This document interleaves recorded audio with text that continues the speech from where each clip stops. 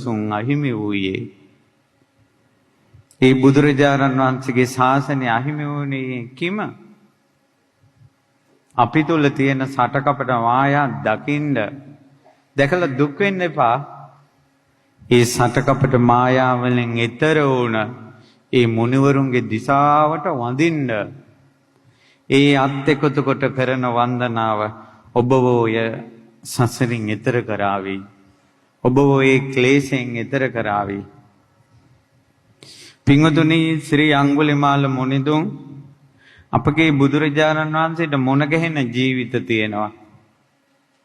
එක ජීවිතයක තියෙනවා සුතනු කියලා ජාතකයක්. ඒ ජාතක කතාවේ බොහෝ ආත්ම භාවවල අඟුලිමාල මුනිදුන් ඉපදුනේ යක්ෂ ආත්මවල. මනුස්ස ලෝකේ ඉපදුනොත් දරුණු මිනිමරුවෙක් වෙනවා. දැන් මේ සුතනු ජාතකේ යක්ෂයෙක්. ඒ යක්ෂයාට වෛශ්‍රවණ දිව්‍ය රාජයා වරන් දුන්නේ ඔහු අරගෙන ඉන්න නුග ගහ යටට එන කෙනා ඒ නුග ගහේ සෙවන පාගා නුග ගහේ සෙවන ලබන කෙනා ඔහුට ගොදුරු කරගන්න පුළුවන්. එතනින් එහාට බෑ. ඒ ලැබුණ වරමේ ඉන්නවා. එතනින් එහාට ඔහු කටයුතු කරන්නේ නැහැ. ඒක තමයි යකෙක් විදියට ඔහු තුල තිබ්බන් ඍජුකම. ඒක තමයි යකෙක් විදියට ඔහුට තිබ්බ අවංගකම. රටේ රජා ගහ යටට ආවා. ඒ රජා ගොදුරු කරන්න හදද්දී රජා පොරොන්දුවක් දුන්නා, හැමදාම මිනිස්සෙක් එවනවා මාව නිදහස් කරන්න කියලා. ඔහු විශ්වාස කළා. අවංක මිනිස්සු ගොඩාක් අන්නයි විශ්වාස කරනවා. ඊට පස්සේ මිනිස්සු ඒවල අවසාන එවන්න කෙනෙක් නැති තැන දහසින් බැඳි පියල්ලක් තියලා යකාය ළඟට යන්න කැමති කෙනෙක් කිව්වා. මවුට සලකන්න ධනෙ හොයන මහ බෝධිසත්වයෝ රජතුමා ළඟට ගිහිල්ලා රජතුමාගේ මගුල් කඩුව ඉල්ලලා, රජතුමාගේ පාවහන් දෙක ඉල්ලලා, රජතුමාගේ කුඩය ඉල්ලලා, රජතුමාගේ පාවහන් දෙක දාගෙන කුඩේ යසලාගෙන රජතුමාගේ මගුල් කඩුව අතට අරගෙන එක අතකින් කිරිතලි අරගෙන යකා ළඟට ගියා. ගිහිල්ලා යකාගේ විමනේ ගහ මුල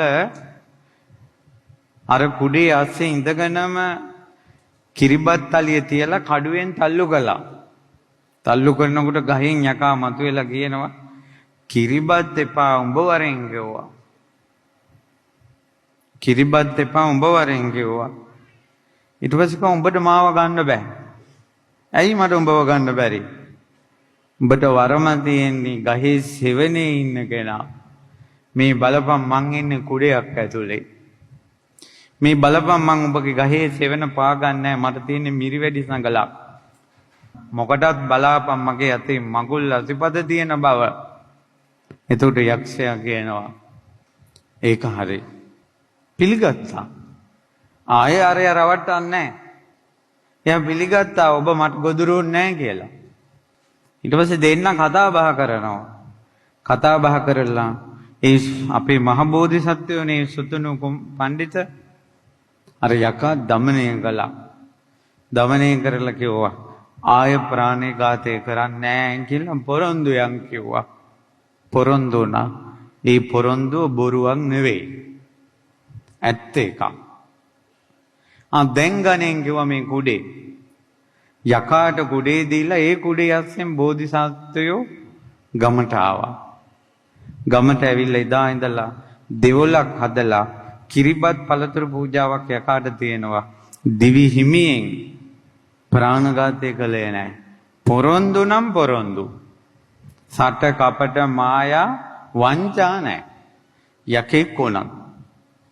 ඒක තමයි ඒ ජීවිතයේ අඟුලිමාලයන්ගේ පාරමිතාව. ඒක තමයි අඟුලිමාලගේ ඒ ජීවිතේ පාරමිතාව. අද කාලේ අපි වෙන පොරොන්දු අවස්ථා කීයක වෙනස් වෙනවද? අපි අනුන්ට දෙන වචන අවස්ථා කීයක වෙනස් වෙනවද? අපේ වැඩේ කරගන්න අනිත් අය කොච්චර මේ රවුම් යවනවද?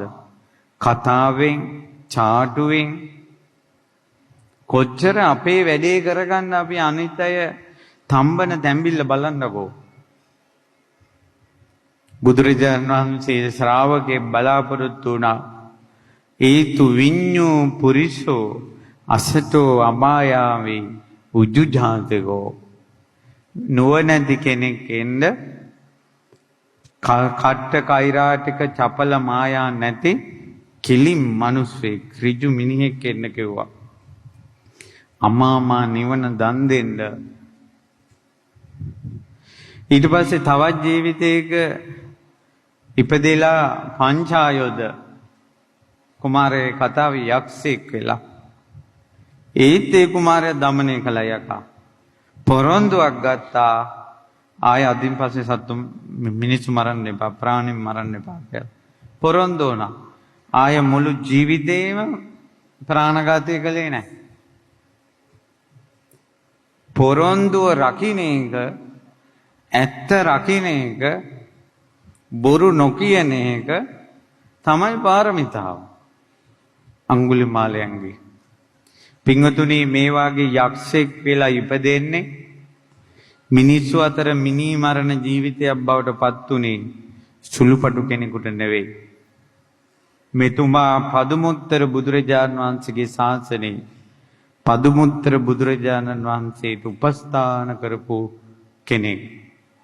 පදුමුත්තර බුදුරජාණන් වහන්සේගේ බුදු මුව මඩලින් අනාගතයේ ගෞතම බුද්ධ ශාසනයේ මහා ශ්‍රාවකෙක් වෙන බවට විවරණ ලැබූ කෙනෙකුටයි සංසාරයේ ඔය විදිහේ දරුණු ඉරණමකට මුහුණ දෙන්න සිද්ධ වුණේ.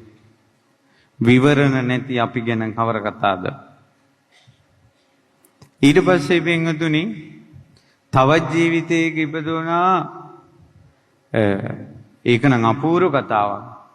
මනුස්සාත්ම භාවයක් වෙලා ඉපදිලා ඒ මනුස්ස කුමාරයා ඉපදිච්ච ගමන්ම යක්ෂණියක් කරන් යනවා. ජයද්දිස කියලා ජාතකයේ.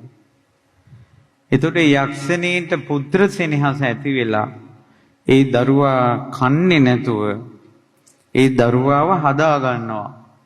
මිනි මස් දිදී හදා ගන්න. ඒ දරුවාට මන්ත්‍ර විද්‍යාව ඉගෙනුවා. එතකොට නොපෙනී ඉන්න පුළුවන්. ඒ ළමයා හිතුවේ තමන් යකෙක් කියලා. කැලේට එන මිනිස්සු කමින් මරමින් ජීවත් වුණා. ඒ යක්ෂයා මිනිස්සේ මිනිස් යකා. ඊට පස්සේ දවසක මේ මිනිස් යකාට රජ්ජුරුව වුණා. ඊට පස්සේ රජ්ජුරුව කිව්වා මට මම පොරොන්දු වෙන්නම් මම මාලිගාවට ගිහිල්ලා ආපහු එන්නම් වැඩ කටයුතු ටිකක් පවරලා.